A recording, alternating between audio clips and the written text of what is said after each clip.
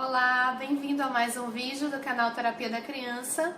Eu sou Roberta Lima, a profissional responsável pelo canal e pelas outras redes sociais em que a Terapia da Criança marca a presença. Os endereços estão aqui abaixo na descrição do vídeo.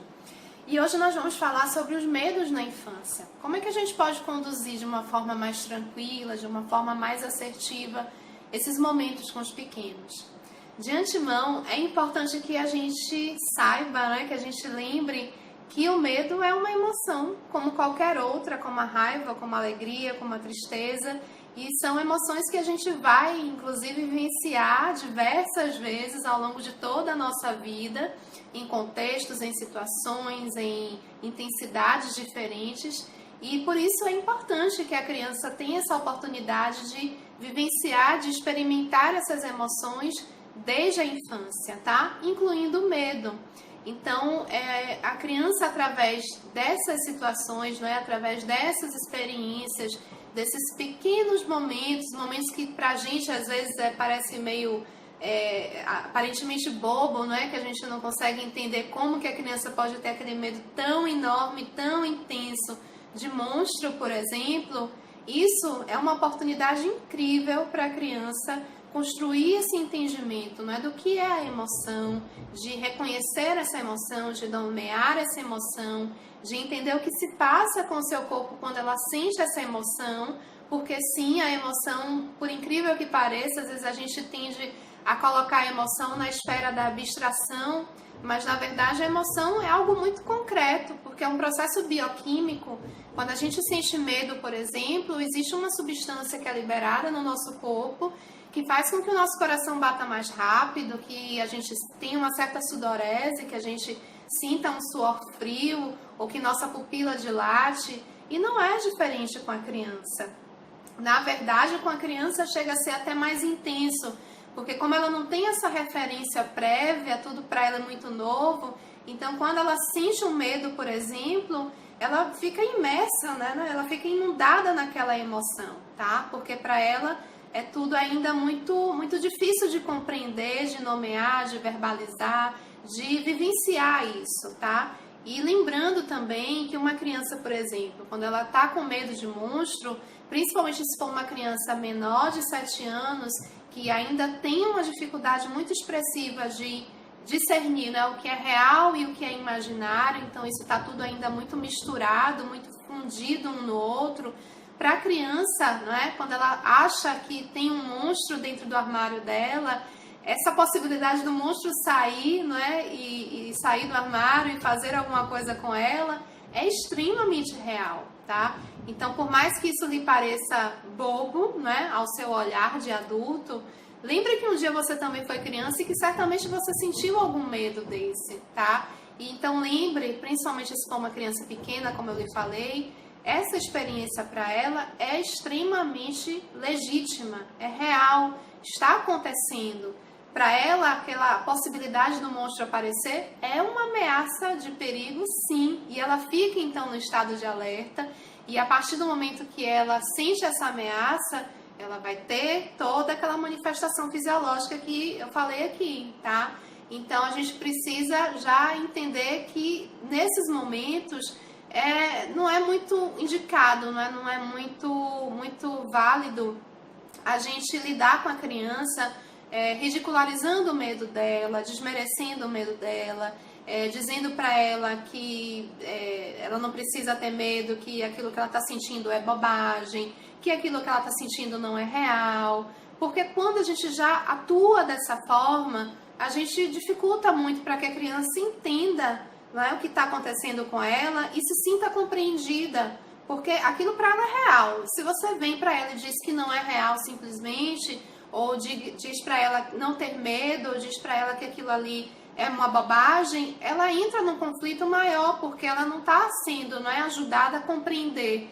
Ela está só simplesmente sendo convidada a negar tudo aquilo, só que na cabeça dela, na mente dela, isso não é possível ser feito, de uma forma assim tão objetiva, tão direta.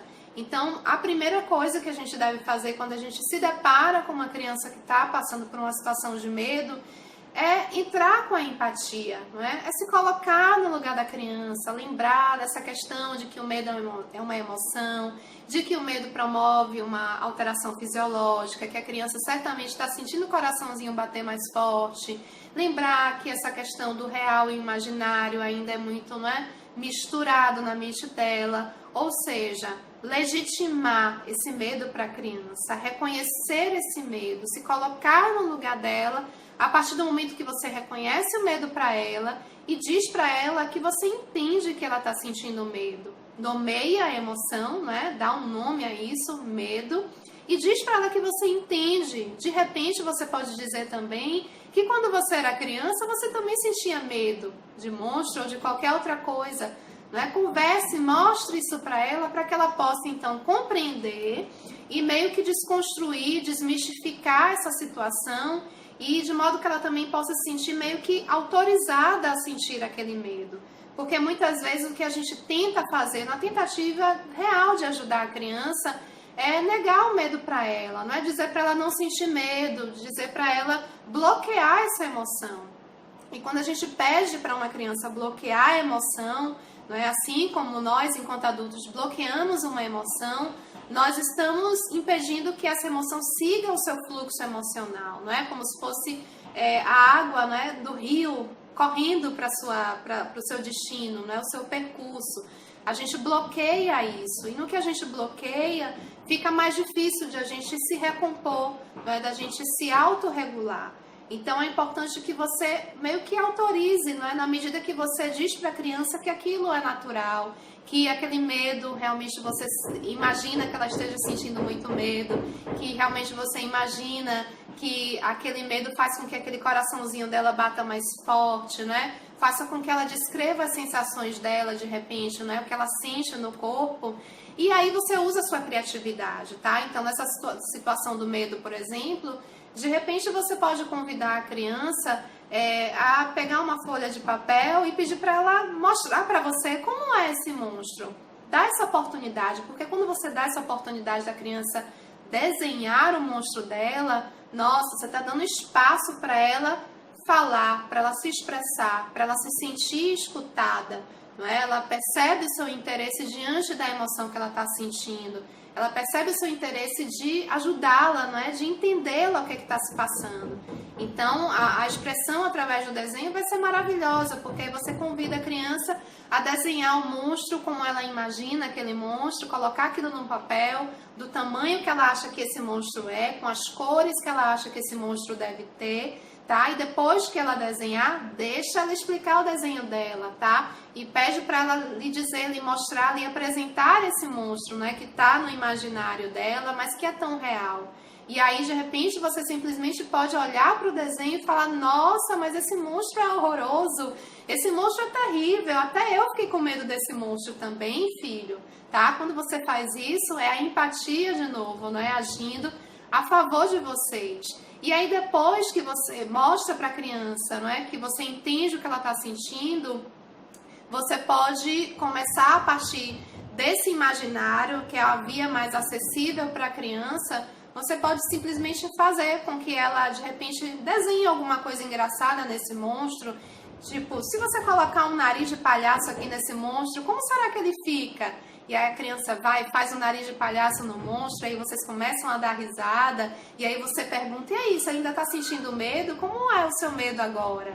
Não é? Certamente a criança ainda vai se descontrair mais diante daquela situação, vai desconstruir, não é? Aquele medo que ela está sentindo, que é tão imaginário, e aí vocês vão dar risada, e aí de repente você vai dizer para ela, nossa, esse monstro agora está muito engraçado, eu nem consigo mais sentir medo dele. E aos pouquinhos, de forma gradual, vocês vão, né, dando um novo entendimento, né, uma nova solução para aquela situação, sem negar o medo, sem bloquear essa emoção da criança, sem fazer com que essa criança se sinta incompreendida, tá? Tem uma outra questão que é muito legal também, com essa coisa do medo do monstro. Você pode pedir para a criança construir uma história onde esse monstro esteja presente e pedir para ela criar um final que ela acha que seja pertinente. O que é que deve acontecer com esse monstro, não é?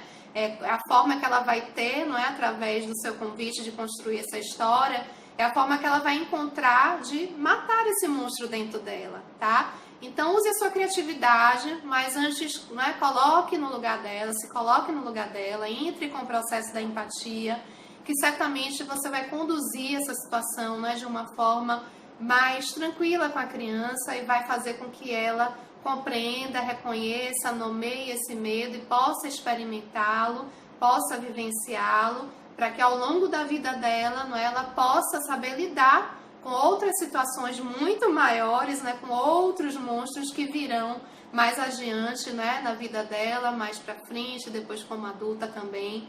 E é assim que se aprende, é assim, através dessa experiência, através dessa vivência, que a criança vai construindo esse entendimento, tá? O vídeo de hoje foi esse, espero que possa ter colaborado de alguma forma com alguma situação dessas que vocês possam ter passado com as crianças.